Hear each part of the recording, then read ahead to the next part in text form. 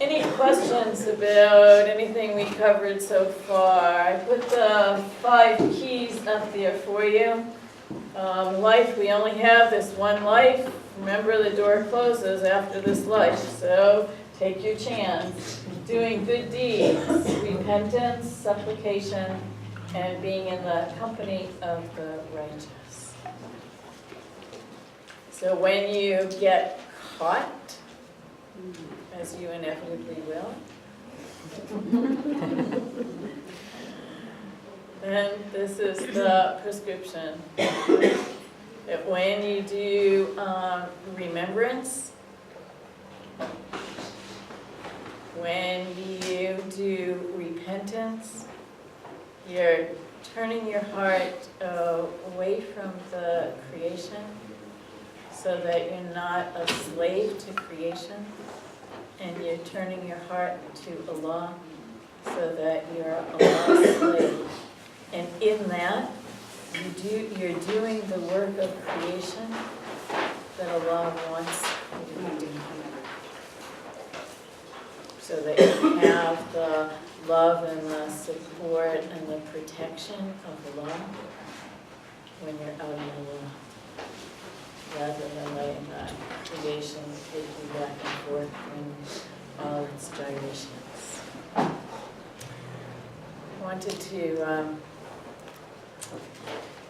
I talked about the 2 doors. The heart has 2 doors. This is from The Secrets of the Heart, page 59. C.D. writes, the heart has 2 doors.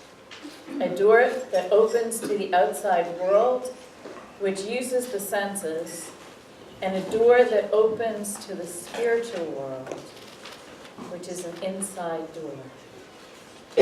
The blowing of revelation within the spirit takes place through the inner door of inspiration. If a believer affirms this, he no longer counts acquired knowledge as the only way to gain knowledge, and he no longer relies on ordinary causes. Could you say that one more time? If a believer affirms this, then what is this? The revelation within the spirit takes place through the inner door of inspiration. If a believer affirms this, he no longer counts acquired knowledge as the only way to gain knowledge.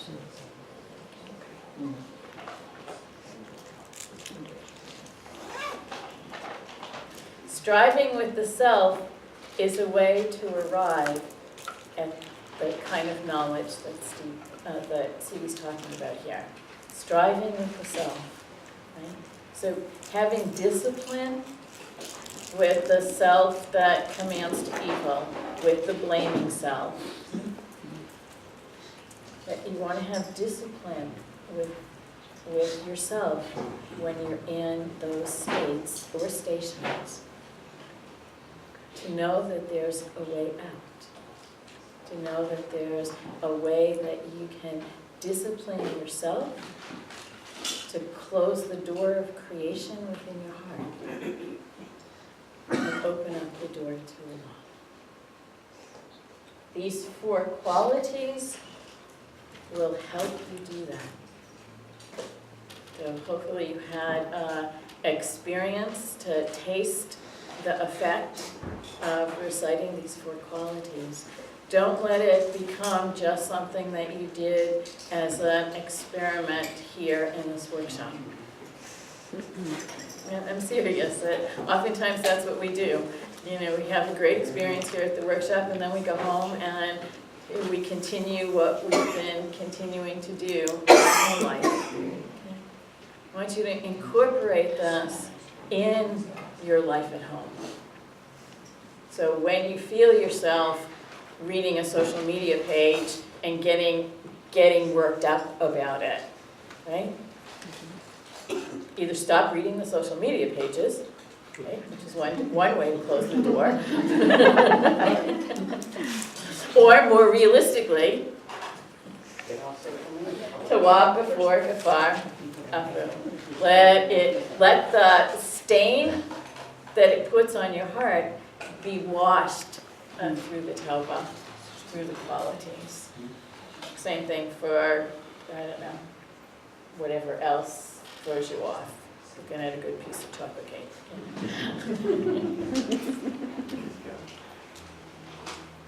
Somebody not doing what you want them to do, having too much work on their plate, whatever it happens to be.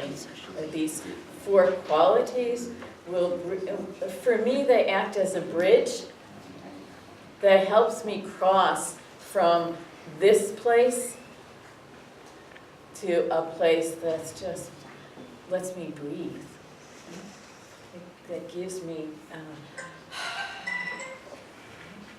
so that I can breathe again and know what it is that I'm expected to do, the action. What it is that Allah is calling upon me. I have my assistant at the farm who likes to manage my schedule because she thinks I do way too much. So I just finished a 10-day Zawiya retreat, a 3-day Salima healing seminar, and then I left to come here. And she said to me, you really need to take a break. You really need to stop and take a couple of days off. And she was trying to have Austin move so I'd have a few days off, because I go from here right to California to teach here too. But when I check in, right, it's not a burden. Right? If I look at her picture, it's a burden. I can get caught in her reality that my schedule is way out of control. If I'm surrendering as a slave to Allah and following the orders that Allah's given to me, I'm actually going to get energized instead of feeling burdened by the work. And that's the shift that I pray that each of you have in your life. Don't get caught in either your own pictures or other people's pictures of what they expect from you or for you. And make sure your slavehood is to Allah and what Allah is asking of you. How do you know that? Partly by doing the weird. right? And sitting at the end of the weird every day and asking, Allah, what is it? What's in my heart today that's going to create good deeds for me in my book? And I guarantee you'll get rejuvenated by it instead of feeling oppressed by it. We feel oppressed when our nafs are running the show. I used to say that who's in the driver's seat, right, and who's in the passenger seat? Most of the time, myself is in the driver's seat, right, or my 2-year-old child, right? You guys, I want what I want when I want it. That's my 2-year-old, right? And if I let my 2-year-old drive, what's going to happen in my life? Accidents. Huh? Yeah. A major boo-boo.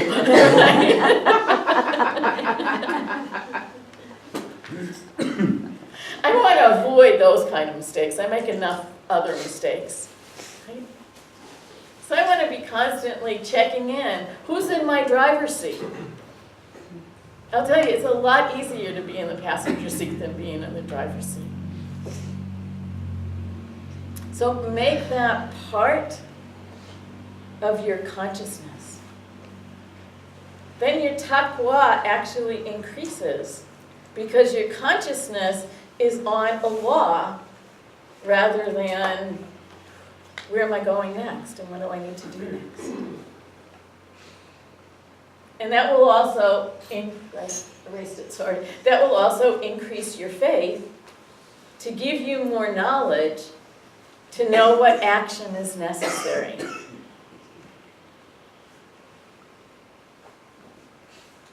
Then I'm not left to my own devices. I know that there's a greater planner at work here. And I want to be reading pages from that book because that's what's going to guide me. And then I know when my body needs rest. Allah's going to be taking care of me. I've made a promise to Allah to take care of me. So I'm going to know, oh, now's my time to rest.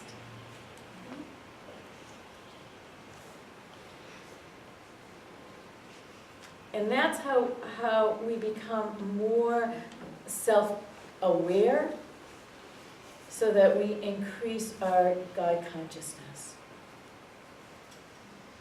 He who knows himself knows his Lord. She who knows herself knows her Lord. Who are we listening to? And what are we listening to?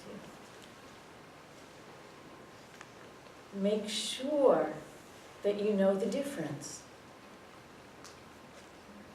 If I find myself driving, striving, pushing too hard,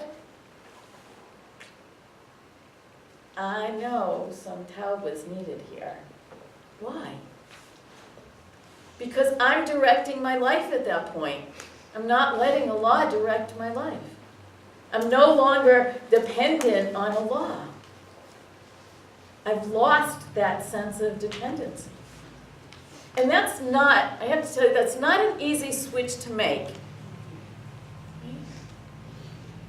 I live in the state, you guys live in the weird city. I live in the independent state. Right? That's what we're known for. Right? So I have to fight against that independent streak in me, right? That thinks I can do it. And I can do it all by myself. Just because I did it that way in the past and it worked, doesn't mean it's the most effective.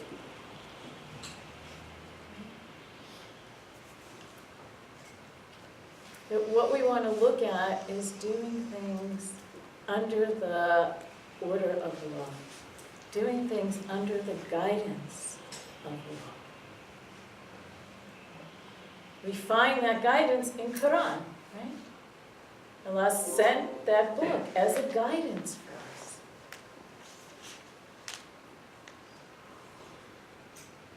So, pick it up every once in a while. Pick up these books every once in a while. Allow yourself to be guided.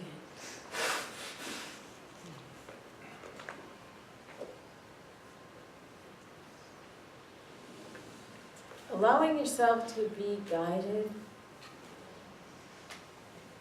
requires letting go.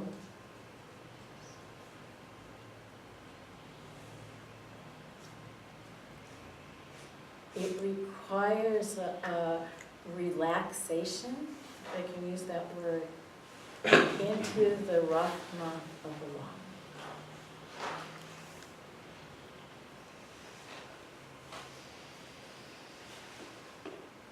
So if you can use your imaginal faculties for a moment.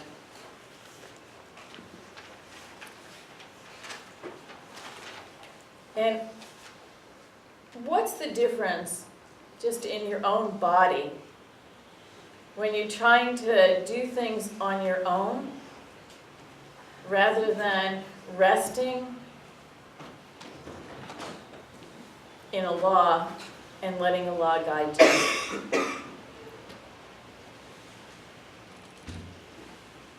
You feel those two. What's the difference between those two? They're different universes. Totally different universe, totally different realities. Completely different reality. Mm-hmm. What's different about them? We get exhausted and fatigued if we try to do everything by our own. Yeah, there's an exhaustion and a fatigue. It's a heaviness, isn't it? Everybody feel that heaviness that came into your being? Heavy. Like the difference between being in the middle of Jaws and scuba diving under the water.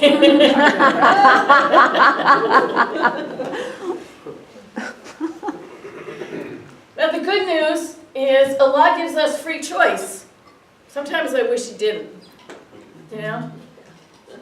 Really, sometimes I wish that, I look at the animals and the other creatures that Allah created, and they have it so much easier. They really do. Really.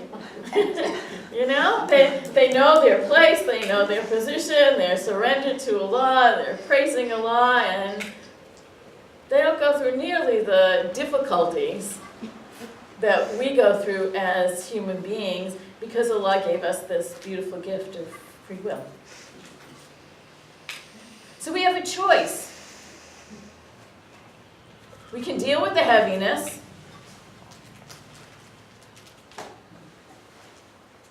or not. And Allah says, doesn't matter to me, either way you're coming back to me. Right? Either way we're returning to Allah.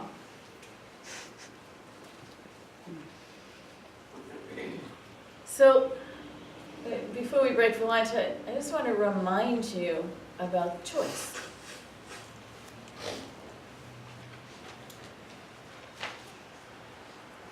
And before you do anything, look at what choice am I making around this?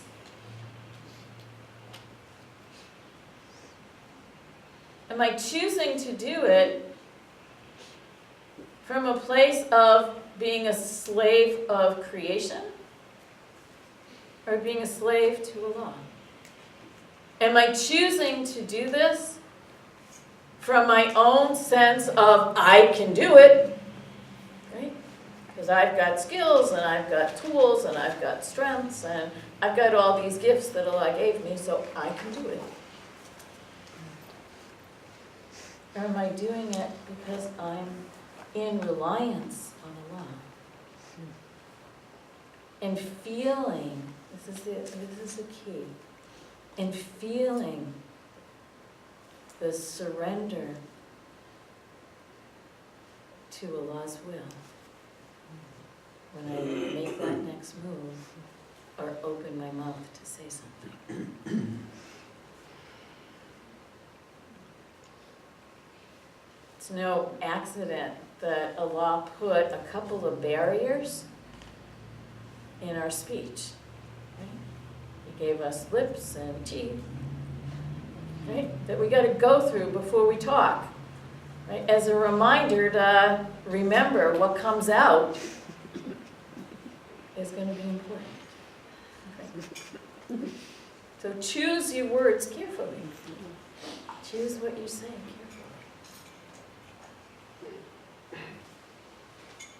Am I doing good? Am I caring for myself? Am I supplicating to Allah to help me?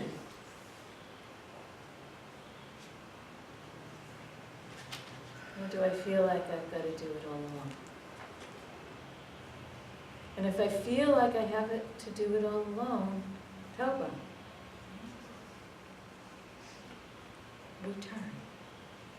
To know that Allah's help is always there. Allah's support is always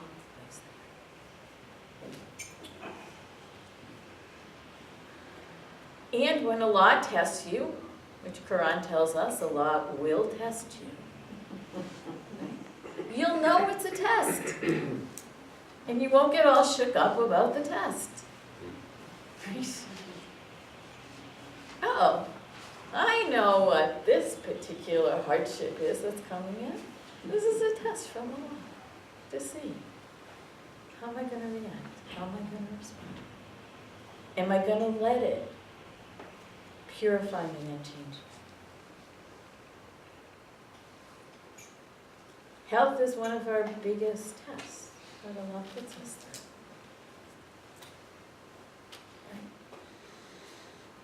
And when we're sick, we're more needy for Allah than when we're healthy.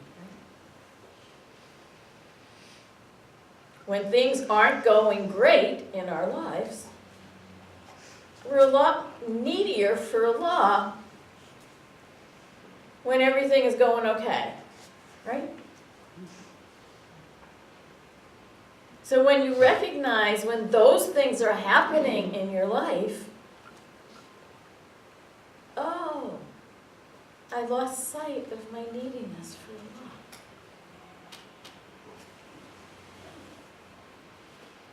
It's a reminder. In the Sufi way, everything is what? Either a remembrance or a reminder. So take some of the hardships that inevitably will come your way, and especially some of the hardships that are going on in the world right now, and use them to increase your faith, to be needy for Allah's wisdom, needy for Allah's help to get you through it so you don't crash under it, and needy for Allah's love to comfort you. And Allah's, for me, Allah's mercy, so that I know Allah's got this. I was watching the inaugural speech, and I found myself, my blood pressure kind of elevating a little bit. Maybe a lot. And I asked, said myself, Allah, please show me a sign that you're behind this. Show me a sign that you're there. And just as I said that, I saw this. As he was talking, he was like this.